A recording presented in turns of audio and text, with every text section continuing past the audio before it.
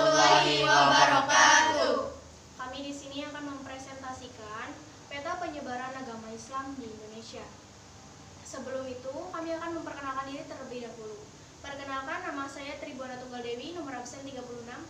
Saya Thomas Aditya Saputra, nomor absen 35. Saya Dini Nurdiani, nomor absen 8.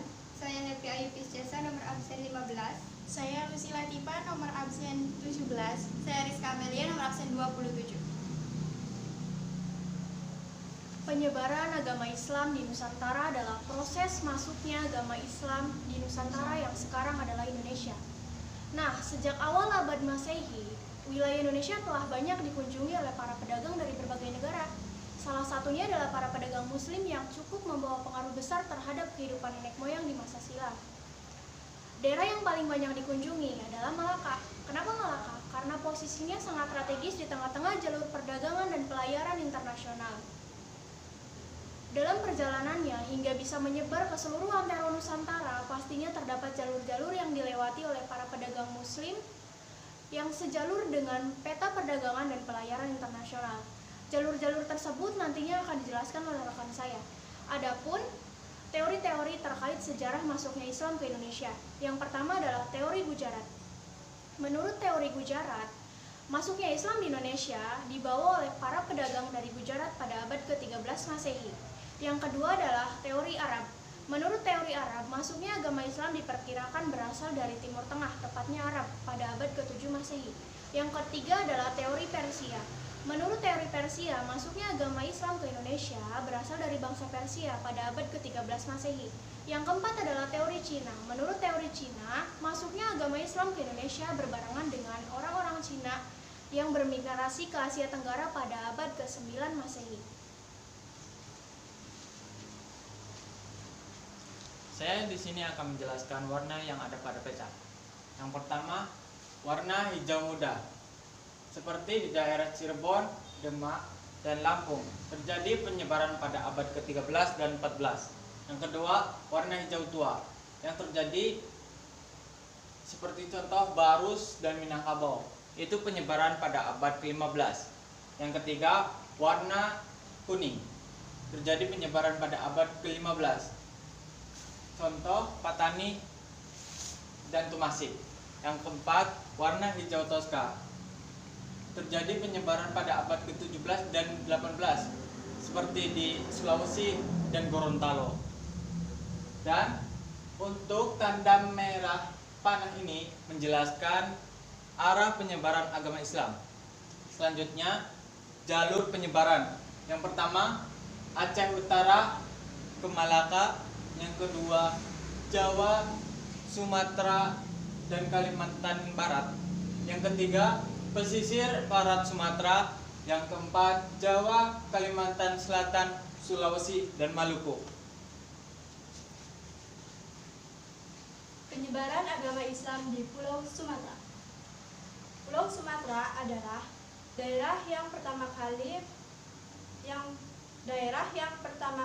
menerima kedatangan agama Islam di Indonesia pada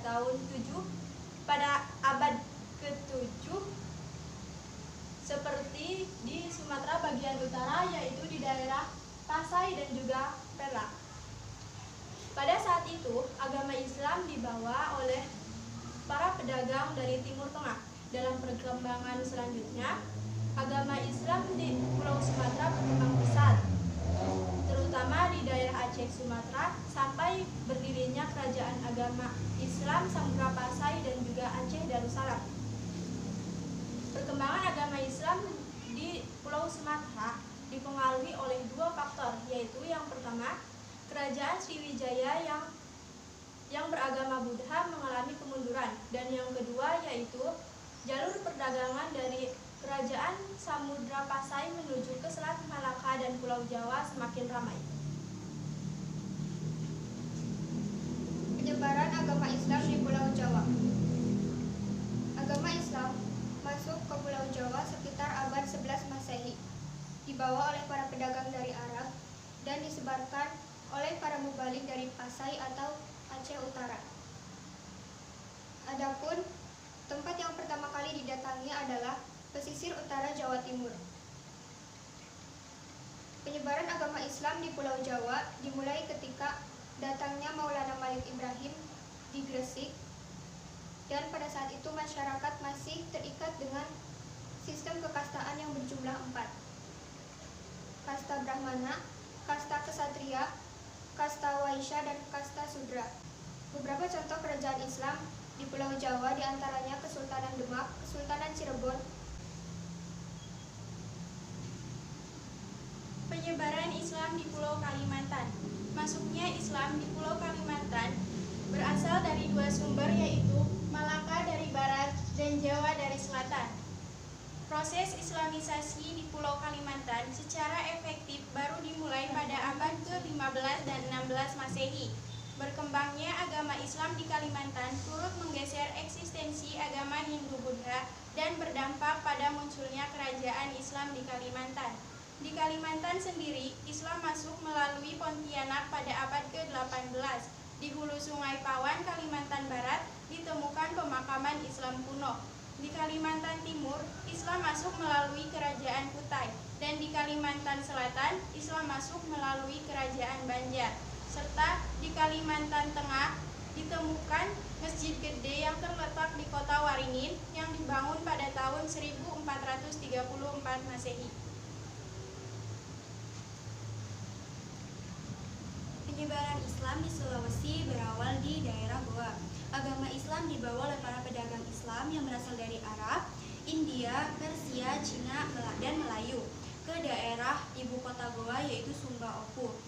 Islam masuk ke Sulawesi pada abad 16 pada masa kerajaan Goa yang ke-14, tetapi mengalami perkembangan pesat pada abad ke-14 setelah Raja Goa dan Talo menyatakan diri masuk Islam.